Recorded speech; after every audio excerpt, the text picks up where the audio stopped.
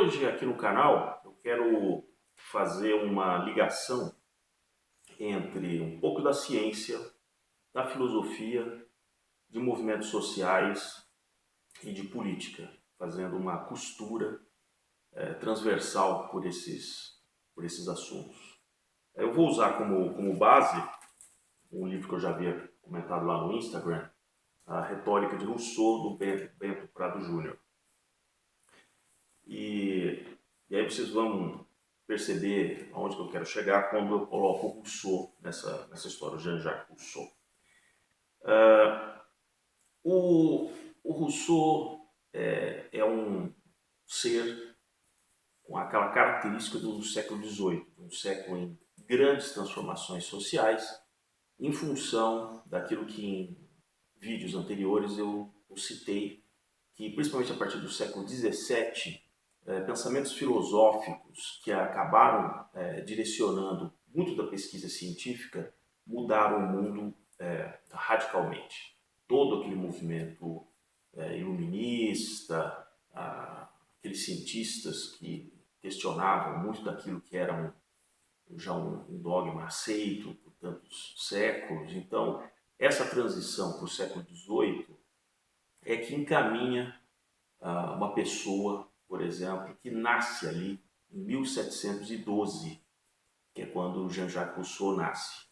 Ele acaba falecendo em 1778, portanto com 66 anos, e ele é anterior à eclosão de fato da Revolução Francesa em 1789. Quer dizer, ele falece 10 anos, 12 anos antes da eclosão da Revolução. Mas ele é muito utilizado como um dos ideólogos, por exemplo, que viria a acontecer. Isso a gente vai abordar em seguida. O Rousseau ele nasce numa condição já bastante complexa, porque a mãe morre logo após o parto. Ele passa a ser criado até a adolescência pelo pai, que era um relojoeiro, que estava desempenhando suas funções na Suíça. E por que na Suíça? Porque o avô paterno do Rousseau, isso é importante, esses detalhes, muitas vezes quando eu falo das datas, a ligação histórica, familiar, essas coisas vão se encaixando. O pai dele era filho de um francês que teve que fugir durante aquelas revoltas protestantes dos huguenotes. E o pai do Rousseau era um calvinista bastante ferrenho, de forma que ele queria que o Rousseau seguisse uma carreira religiosa. Ele, de fato, inicia os estudos como adolescente, se afasta, então, ali da casa do pai para ir estudar religião. Porém, ele não prossegue nos estudos. Ele passa a ter uma vida assim, bastante boêmia, acaba chegando em Paris e por lá fica com amantes e com série de relacionamentos ali daquela burguesia de século XVIII, com aquela pompa, né, que existia ali na França. A França, de fato, era o país mais rico ali da Europa naquele momento. Então, ele de certa forma, usufrui desse período que vai ali da juventude dele até essa época, a partir de 1778, que as coisas começam a deteriorar rapidamente, mas o Rousseau não chega a ver essa deterioração ali a partir de 1780, por exemplo. Isso é importante porque o Rousseau ele acaba desenvolvendo uma teoria que mescla muito do teatro, ele era bastante apaixonado pelo teatro, com, evidentemente, literatura e com alguns toques daquele efeito da religião. Então ele seria uma espécie assim, de cristão revoltado, digamos assim, um cristão reformador, na maneira de ver. E ele começa a colocar frases como as frutas caem e as frutas pertencem a todos que pegarem aquelas frutas, as frutas não são de ninguém. E ele critica em vários textos uma coisa que nesse aspecto tem muito sentido, porque ele sabe que, a partir principalmente do século XVIII, começou uma política chamada cercamento. Aquelas propriedades que eram assim, seculares, e que simplesmente havia todo aquele vínculo feudal, era uma sociedade chamada estamental, ou seja, cada um sabia qual era o seu lugar, e isso, o Estado, que já era um Estado nacional, já existia ali, ele definia, né, as características, as funções, deveres de cada faixa social. É um sistema que durou ali 900 anos, então teve lá a sua função. Só que já no início do século XVIII isso começa a ruir completamente. E aí que começa a surgir as ideias dessa mobilidade social, ou por vias pacíficas, ou por vias mais violentas. De fato, esse fenômeno do cercamento levou muita gente para a fome, para a pobreza total, porque as pessoas não podiam mais circular para pegar lenha, comida que ficasse em algum lugar, porque o proprietário daquela terra se diz, não, essa propriedade é minha, você não é. Foi de fato quando uma mudança em como a sociedade ocidental passou a encarar a chamada propriedade privada, no qual o Rousseau, vocês já perceberam pela língua, era totalmente contrário desse tipo de abordagem. Ele, do ponto de vista de Estado, ele achava assim que teria que haver uma separação entre o que era Estado e o que era o privado, mas ele discordava muito da forma que o tal do privado poderia existir. Ele escreve vários trabalhos, tanto na música como no teatro, fala também sobre a questão do método científico e escreve textos também sobre a educação de crianças. Por que o Rousseau ele é bastante controverso? Né? Porque, apesar de ele ter tido uma senhora, ele se relacionava 5 filhos, ele não quis adotar nenhum desses 5 filhos e os encaminhou, todos esses 5 filhos, sucessivamente para um orfanato. Mesmo assim, ele escreve uma obra que para muitos hoje é usada como uma referência sobre educação infantil. Então, esse é um ser Rousseau um tanto quanto complexo, vamos dizer assim, sem querer descer nos detalhes da vida pessoal do Rousseau. Agora, por que ele tem um papel muito forte na Revolução Francesa? Porque ele já estava falecido, só se conhecia então os escritos dele, ou algumas pessoas que ainda haviam convivido com ele. Então começa a formar toda uma mitologia a respeito do Rousseau, primeiro dos movimentos mais aguerridos, populares. Já existiam movimentos sociais naquela época, né? Como por exemplo o chamado sans-culottes, né? Função da camisa, da roupa que eles usavam para mostrar que eles não tinham o culotte, porque eles não eram ou nobres ou de uma burguesia, eram trabalhadores mesmo. Então começa isso e começa um certo ativismo político junto ao grupo que se denominava jacobinos ali na Assembleia Francesa. Posso falar isso mais tarde. O Bento Prado Júnior, por outro lado, é um filósofo brasileiro, nascido em 1937, de uma família de Poços, do interior de São Paulo, que vem para São Paulo, como muitos daqueles fazendeiros do interior de São Paulo, à medida que progrediam, vinham para São Paulo para a questão educacional dos filhos e relacionamento de uma certa elite. Isso dava um certo estofo, digamos assim, a esses ricos fazendeiros. Ele ingressa na Universidade de São Paulo, cursa filosofia, e no momento onde ainda a Escola de Filosofia, Ciências Humanas e Letras da USP tinham toda a influência direta da chamada missão francesa, que realmente ajuda a formar a Universidade de São Paulo a partir do final dos anos 30. Então ele passa a ter contato com grandes personalidades que ainda estavam aqui no Brasil e também com a primeira geração daqueles que haviam se formado. Ele, evidentemente, com toda aquela efervescência ali já nos anos 50, ele se coloca claramente como uma pessoa ligada à esquerda. assim como tantos desses professores franceses que estavam aqui. E ele participou de conferências famosas, como a recepção do Jean-Paul Sartre, visitando aqui o Brasil, foi aluno do Lévi-Strauss, do Michel Foucault. Então, ele tinha uma influência da esquerda francesa muito forte.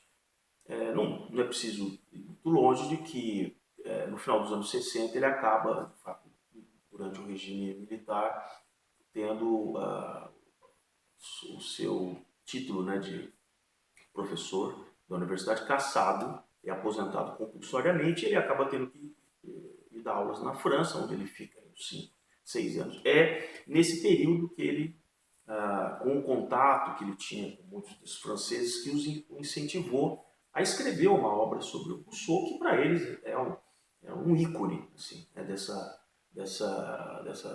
desse espírito reformador. E aí a gente vai começar a entrar nessa questão reformadora ligada a não só ao Rousseau, mas ao movimento, como eu disse, dos jacobinos, à Revolução Francesa, muito do que tem na esquerda até hoje. É interessante que o Bento Prado Júnior, por mais essa dedicação que ele tivesse estudando isso, toda aquela obra do Rousseau, e ele afirmava que ele estava escrevendo uma obra tanto filosófica, um ensaio filosófico muito profundo, ele nunca chegou a publicar. Ele sempre postergou, e o manuscrito foi coletado por um amigo dele. Ele faleceu, o Bento Prado Júnior, em 2007. Então é só a partir de 2007 que o texto é recolhido e é publicada a primeira versão, então, do livro. Há uma passagem que me chamou tanto a atenção, que eu vou ler aqui, apenas um trecho breve aqui, que ele diz assim: a retórica de Rousseau, nós vamos entrar nisso, a retórica de Rousseau comporta uma teoria do romance e do teatro, que não se limita às suas proscrições segundo a perspectiva do moralista ou do legislador. Essa frase sutil, onde ele defende, evidentemente, o Rousseau, dizendo que as proscrições dele não podem estar nas perspectivas tanto do moralista como do legislador. Porque ele sabe que o Rousseau, ele sabia, evidentemente, que o Rousseau, sendo um contestador social e também de comportamento. Então, ele mesmo ali no século XVIII, tinha um comportamento que seria considerado no mínimo assim, questionável. Só que ele vivia, como eu disse, ali em toda uma alta burguesia que o acalentava muito, adorava ver as discussões dele contra Voltaire, que era um espantalho preferido para ele atacar Voltaire, ou D'Alembert, com questões de teatro, falando das diferenças do teatro francês e do suíço. Então, ele era um cara desse, que gostava de uma controvérsia, de uma briga, e com esses comportamentos tanto quanto exóticos, digamos assim. E o Bento Prado Júnior, provavelmente, ele sabe que em algum momento, ao publicar esse livro em vida, ele seria questionado sobre muita coisa, porque, evidentemente, tem coisas que assim, batem com aquilo que o Rousseau diz, mas algumas coisas que na prática ele talvez não acreditasse naquilo que de fato ele escrevia em alguma parte. E aí nós vamos para a questão por que da retórica. Porque a retórica é de fato das formas principalmente estudadas desde a época dos gregos, do teatro grego.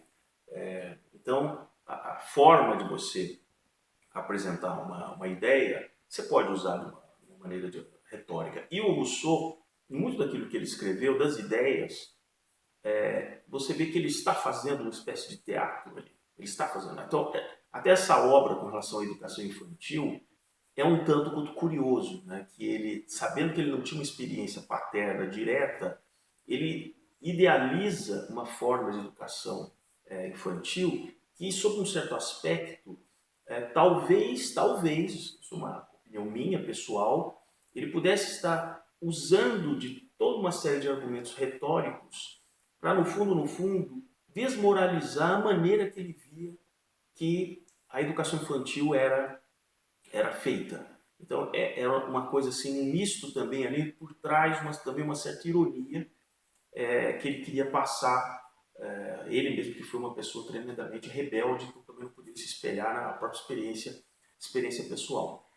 Essa maneira do Rousseau abordar ideias, o Bento Prado Júnior ele toca nesses pontos, mostrando que ele, ele deixa as coisas também de uma maneira que ele questione, mas ele diz assim, vou dar um exemplo, ele diz assim, a força também pode estar nas palavras, não só realmente nas ações. As palavras também podem já agir por elas mesmas, à medida que elas são interpretadas como um gesto de um chamamento para que alguma pessoa haja. Tanto o Rousseau como o Bento Prado Júnior estudaram também muito a questão da linguagem, porque dentro de uma abordagem, vamos dizer, mais clássica, aqueles que estudavam a linguagem estavam procurando apenas ligações étnicas e como que aquela comunicação poderia criar um relacionamento social. Dificilmente a gente teria uma sociedade como a gente conhece, a gente não dominasse a língua, a palavra, né, os idiomas. Mas eles vão além do que isso. Eles mostram que é através da linguagem que você consegue convencer alguém, inclusive a agir. Então, ele sabia a força que ele tinha de usar a linguagem simplesmente para questionar o sistema onde ele estava. E, de fato, à medida em que vai se aproximando a Revolução Francesa e vai se utilizando o Rousseau, vai se cada vez mais pegando esse lado questionador, por exemplo, do Rousseau, e os jacobinos, eles passam realmente a idealizar um mundo que, por exemplo, não aceitamos nem os meses do ano como eles são, porque isso vem desde o calendário lá do gregoriano. Então, eles querendo romper com tudo isso, criar, de fato, um novo mundo, novas regras dentro daquele conceito da liberdade, igualdade, fraternidade, da declaração dos direitos do homem. Então, em cima de tudo isso, tinha uma ideia reformista totalmente do mundo, onde todo aquele que estivesse na frente dessas ideias seria fortemente hostilizado, que no caso eram os girondinos. A Revolução Francesa vai se recrudescendo a partir de 1792, quando eles finalmente acabam decidindo afastar o rei, em seguida em 94, e o rei acaba sendo decapitado, e na sequência daquele estado do terror, muita gente, mesmo na Inglaterra, que conhecia os trabalhos de Rousseau, já questionava a maneira que aquilo estava sendo usado, como, por exemplo, o Edmund Burke, por exemplo, que dizia, olha, isso vai terminar um gigantesco banho de sangue. E, de fato, foi o que aconteceu, ao ponto que passado esse período do terror, essa burguesia que tinha, de certa forma, flertado com esse pessoal reformista, vê que aquilo tudo tinha saído fora do controle. E aí tem que chamar quem? Tem que chamar o Napoleão para realmente, usando a força, ele deu uma guinada novamente em tudo aquilo que estava acontecendo e o Napoleão acaba tomando o controle da situação e criando aquele período, transformando aquilo num império. Ou seja, eles têm que voltar a dar um passo para uma sociedade hierarquizada, tanto quanto